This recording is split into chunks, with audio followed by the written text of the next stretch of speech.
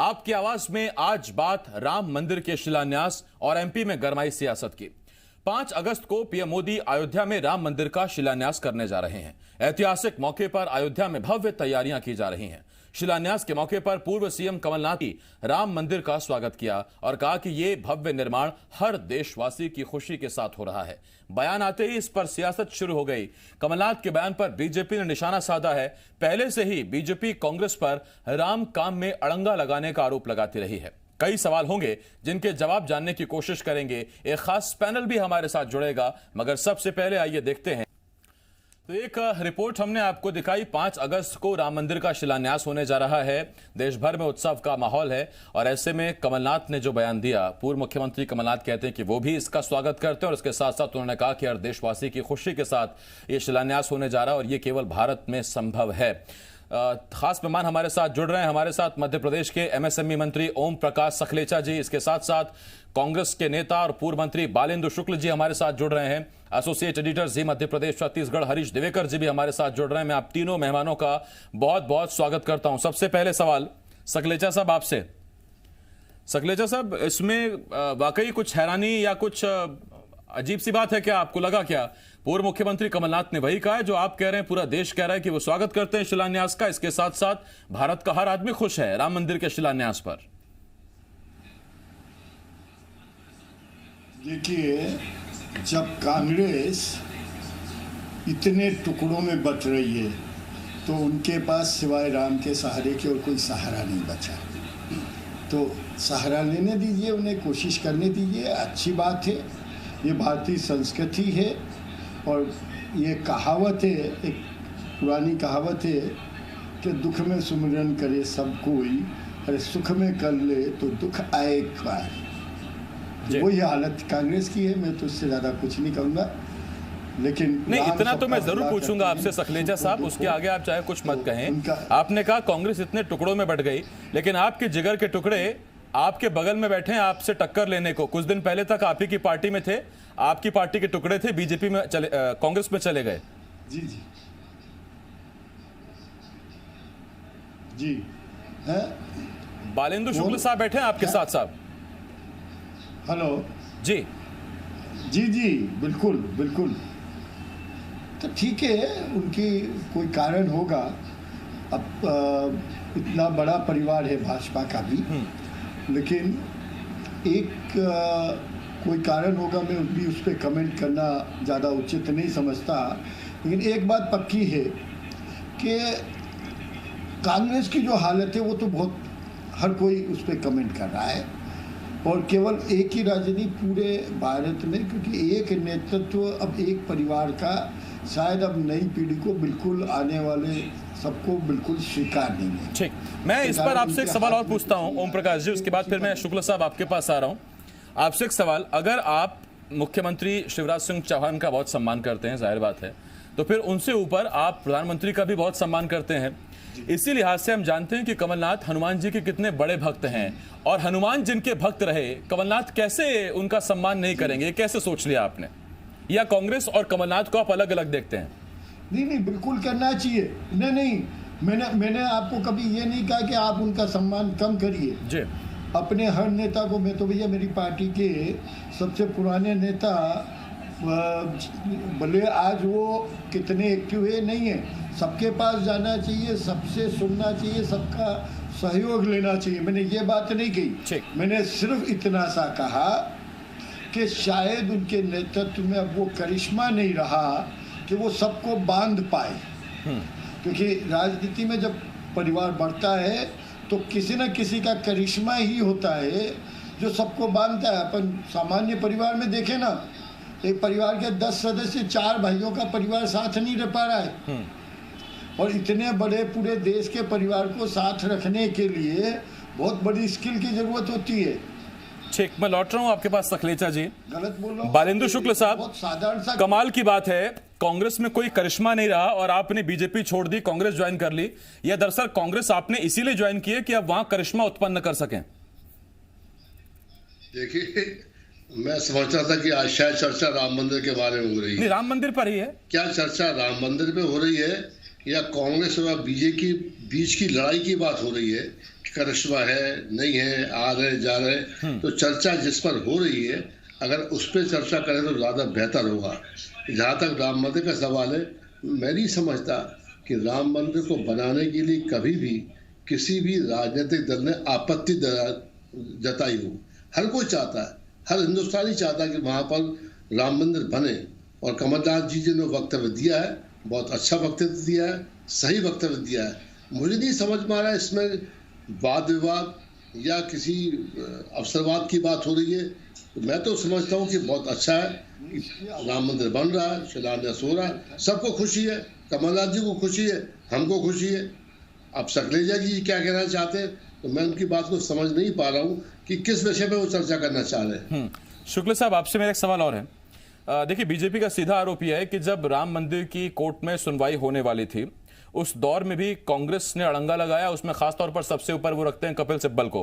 वो कहते हैं जब भी देखिए आप कोर्ट में पहुंच जाते हैं कि इसकी सुनवाई अभी मत करिए, चुनाव हो जाने दीजिए।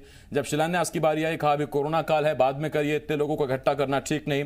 इस तरह के आरोप लगाए गए। और उधर मध्य प्रदेश में उपचुनाव भी हैं, और उपचुनाव से पहले राम नाम में इतना इंटरेस्ट, बीजेपी को इस पर आपत्ति है साहब? देखिए, जहां तक राम मंदिर का सवाल है, सबको इंटरेस्ट है।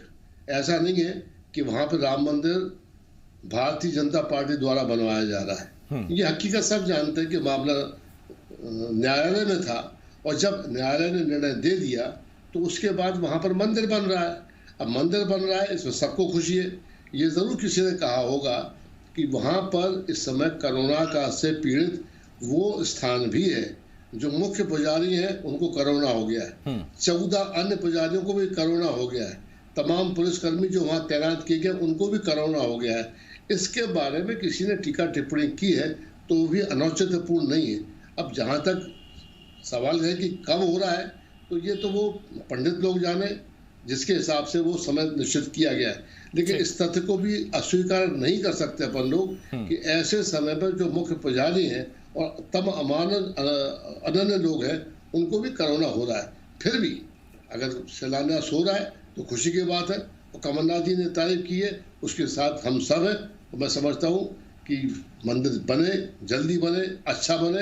ये किसी राजनीतिक दल का प्रश्न नहीं है, ये पूरे भारतवर्ष का प्रश्न है, और भारतवर्ष का हर आदमी प्रसन्न है कि वहाँ पर राम मंदिर बनने जा रहा है। ठीक, मैं लौट रहा हूँ आपके पास।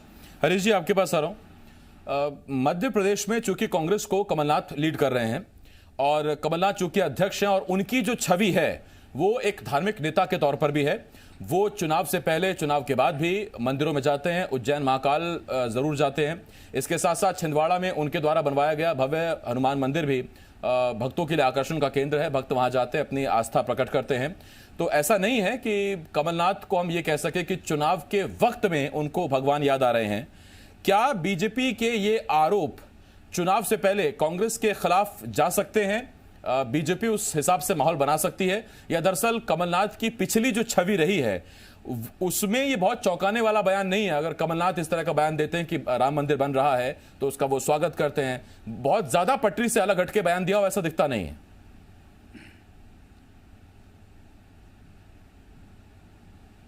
आसिफ, बिल्कुल आप सही कह रहे हैं। जिस तरह से हमें सबको मालूम है कमलनाथ जो हैं हनुमान भक्त हैं, वो इष्ट देवता मानते हैं अपने हनुमान जी को। और आपने देखा होगा कि विधानसभा 2018 के चुनाव में जिस तरह से कांग्रेस सॉफ्ट हिंदुत्व के मुद्दे पे आई, तो ये कमलनाथ जी ही थे उसके पीछे, क्योंकि वो भक्ति उनके हनुमान जी के प्रति थी। उन्होंने मंदिर गए, सारे मंदिर घूमे और एक सॉफ्ट हिंदुत्व का मुद्दा बनाया, जिसको लेकर भाजपा बेचैन भी दिखी। और उन्होंने गौशाला वाला भी मुद्दा लिया साथ में, मंदिर और गौशाला 2 मुद्दे विधानसभा में रखे। और इन दोनों मुद्दे वो मुद्दे थे जो अभी तक भाजपा लेती आई है। कांग्रेस के पहले जब भी नेतृत्व था इन दोनों मुद्दों से दूर रही, लेकिन कमलनाथ के नेतृत्व हाथ में आते ये दोनों मुद्दे कमलनाथ ने साथ में रखे। जो भाजपा का हिंदुत्व एजेंडा कहते थे, इसको सॉफ्ट एजेंडे के रूप में, हिंदुत्व के रूप में जोड़ के रखा। उसका चुनाव में फायदा मिला विधानसभा चुनाव में। अब वापस से उपचुनाव आ रहे हैं। इसी बीच दिग्विजय सिंह का एक बयान आता है कि राम मंदिर के ट्रस्ट को लेकर विवादित बयान आता है। फिर वो स्वरूपानंद सरस्वती जी का जो मुहूर्त वाला बयान था उसको सपोर्ट करते हैं। फिर उस मुहूर्त वाले बयान को लेकर अभी रामलला मंदिर के जो पुजारी हैं कोरोना पॉजिटिव हुआ, उनका एक ट्वीट आता है कि ये देखा शुभ मुहूर्त नहीं था, कोरोना हो गया। तो इन सब के बयानों के चलते कमलनाथ जी को बाकायदा बयान जारी करना पड़ा। आवश्यकता नहीं थी, कमलनाथ हनुमान भक्त सबको पता है और राम मंदिर को लेकर प्रसन्न थे, लेकिन उनको ये बयान इसलिए जारी करना पड़ा कि कहीं ना कहीं एंटी राम मंदिर जारी थी कांग्रेस, ऐसा मैसेज जा रहा था दिग्विजय सिंह के लगातार ट्वीट और लगातार बयान से। उसको काउंटर करने के लिए, अपने ही नेता को बयान काउंटर करने के लिए कमलनाथ को यह बयान जारी करना पड़ा और भाजपा को इसका मौका ना मिले, उपचुनाव में कहीं भाजपा इसको मुद्दा ना बना ले। दूसरी बात आसिफ, जिस तरह राम मंदिर को लेकर बड़ा सा इवेंट हो रहा है, बड़ा सा एक, और हम भारतवासियों की खुशी की बात है राम मंदिर का हो रहा है, और जिस तरह दिवाली बनने वाली है, तो ऐसा ना हो भाजपा पूरा उसको बना के ले जाए। कमलनाथ जी वो शार्प शूटर हैं, वो समझते हैं, इसलिए वो भी शरीक हो गए कि राम अकेले भाजपा के नहीं, हमारे भी हैं, कांग्रेस के भी हैं और सभी के हैं। तो इसको उन्होंने जाहिर किया और ये बयान दिया, ये सोची समझी राजनीति के तहत दिया। और कमलनाथ हनुमान भक्त हैं, इसमें दो राय नहीं है, और कांग्रेस को लिए जरूर चौंकाने वाली बात है। हरीश जी, मध्य प्रदेश में हालिया जो घटनाएं हैं, पुरानी कहावत है दूध का जला छाछ भी फूक फूक कर पीता है, तो एक एक मुद्दा जो है वो कमलनाथ भी ध्यान से देख रहे हैं। मैं सगलेचा साहब आपके पास आ रहा हूं। सगलेचा साहब, तब जबकि कांग्रेस पर इस तरह के आरोप लगते हैं कि एंटी राम या राम काम में अड़ंगा लगाने वाली पार्टी, तो ये वही पार्टी है जिसने ये शुरुआत की थी कि श्रीलंका में जहां अशोक वाटिका में माता सीता रुकी हुई थी वहां एक मंदिर बनाएंगे। वहां श्रीलंका की अथॉरिटीज के साथ बातचीत भी शुरू हो गई थी, और उससे पहले कि मंदिर बनता आपने सत्ता गिरा दी साहब। देखिए, सरकार हमने गिराई है, सभी साक्षी हैं आसिफ जी, आप साहब अभी छोड़ दीजिए, कई मंचों से मुख्यमंत्री मंत्री ताल ठोक के कह चुके हैं कि सत्ता गिरानी जरूरी थी, बहस का विषय नहीं है। मैं तो पूछ रहा हूं कि चलिए मान लीजिए सत्ता गिर गई, नहीं, सत्ता तो उन्हीं ने उन्हीं के लोगों को चैलेंज किया और उन्हीं ने गिराई, उसमें भाजपा का कहीं रोल नहीं है। और वो जब आए तो भाजपा ने उनको स्वीकारा और उनकी मन की पीड़ा को समझते हुए जनता के हित के लिए ये सरकार बनी है। और जनता का हित का अंतर सामने बहुत तेज़ी से दिख रहा है कि बहुत तेज़ी से अंतर आया, वरना जो स्थिति थी कि कोरोना की जगह आइफा चलता, कोरोना की क्या हालत होती अनइमेजिनेबल है। अगर ये सब अस्पतालों की व्यवस्थाएं नहीं होती, सब जगह बेड नहीं बनते, ये नहीं बनते, एक बैठक नहीं हुई, तो मूल विषय से भटक के वो सब वहाँ गए। नहीं सगलेचा साहब, ये मूल विषय से हम न भटक जाएं, इसलिए मैं आपसे पूछ रहा हूं कि एक तरफ तो श्रीलंका में माता सीता का मंदिर बनवाने की कोशिश सरकार कर रही थी, तो हम कैसे ये मान लें, कैसे आपका आरोप है कि राम काम में अड़ंगा लगा रही थी कांग्रेस? शुरू से ही लगा रही है, हर चीज में लगा रही है, सब जगह। सुप्रीम कोर्ट का कोई भी रिकॉर्ड उठा के देख लो, उन्हीं के आदमी विरोध में खड़े हैं। और यहाँ पे सिर्फ मंदिर बनाने का उनका क्या रीजन था वो तो मैं अभी कमेंट नहीं करना चाहता, अच्छा नहीं लगता है, लेकिन समझदार आदमी को इशारा वो थे। और वो सरकार मैं अभी तक शुक्ला जी, मैं अभी तक सखलेचा जी इसी बात का इंतजार कर रहा था कि अब तक ओम प्रकाश सखलेचा साहब ने राम सेतु और उस पर कांग्रेस के स्टैंड का जिक्र नहीं किया, जबकि वो तमाम बीजेपी को कंठस्थ है। बालेंदु शुक्ला साहब भी उसे कभी न कभी इस्तेमाल करते रहे होंगे, लेकिन अब जब रीति नीति बदली है तो आपसे मेरा बालेंदु शुक्ला साहब एक छोटा सवाल है।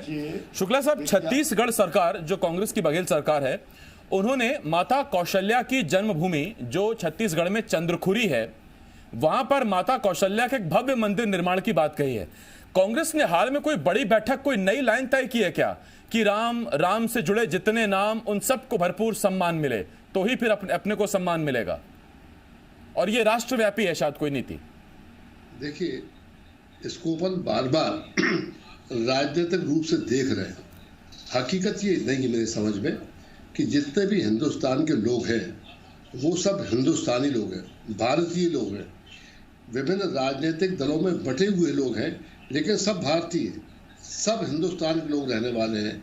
और ये निर्विवाद रूप से सत्य है कि रामचंद्र जी को हिंदुस्तान का हर व्यक्ति मानता है, जानता है, पूजता है, और कोई भी उनके विरोध में कभी भी कोई बात नहीं कही गई। अब राजनीति अपनी जगह चलती है, तो कई बार ऐसे मुद्दों को जो राजनीतिक नहीं होते हैं उनको राजनीति में खींच के लाया जाता है राजनीतिक लाभ पाने के लिए। कमलनाथ जी ने जो वक्तव्य दिया, बड़ा सीधा वक्तव्य दिया, अच्छा वक्तव्य दे दिया। अब उसमें अपन ये कहें कि चुनाव होने वाले इसलिए किया, क्या चुनाव नहीं होते तो क्या कमलनाथ जी उल्टा कहते कि राम मंदिर नहीं बनना चाहिए? कभी नहीं कहा, किसी ने नहीं कहा। आप स्वयं कह रहे हैं शैलजा जी भी जानते हैं कि कमलनाथ जी जब हनुमान भक्त हैं तो रामचंद्र जी के भक्त स्वाभाविक तौर से हैं। तो चाहे चुनाव हो चाहे चुनाव ना हो, इसको मैं नहीं समझता हूँ कि इस मुद्दे को अपन राजनीतिक रूप से देखना चाहिए। और जितने भी हम हिंदुस्तान के लोग हैं, जो भारत के लोग हैं, हम सबको स्वागत करना चाहिए कि राम मंदिर बन रहा है। हम सबको खुशी है और हर राजनीतिक दल को भी खुशी है, और जो राजनीति में नहीं है उनको भी खुशी है। मैं नहीं समझता हूँ कि इस मामले में अपने को कभी भी ऐसे मुद्दों पर विशेष कोई चर्चा करना चाहिए। तो मैं समझता हूँ कि राम मंदिर बने, बढ़िया बने, हम सब की इच्छा है। चर्चा तो खैर सियासत तय करती है कि चर्चा किस पर करवानी है। जब बयान आते हैं तो फिर हम उन बयानों का मायने निकालने ढूंढते हैं, बैठ जाते हैं, दर्शकों के जो सवाल हैं उनके जवाब ढूंढने बैठ जाते हैं। हालांकि आज चुनौती सकलेचा साहब से ज्यादा बालिंदु शुक्ल साहब के पास थी, क्योंकि कुछ महीने पहले तक जो विचार रीति नीति थी वो अलग थी, लेकिन आज उनसे जोड़कर अपनी नई पार्टी का स्टैंड रखना, ये बालिंदु शुक्ल साहब के लिए नया चुनौती था। खैर आगे भी मुलाकातें होती रहेंगी सर, मुद्दे और भी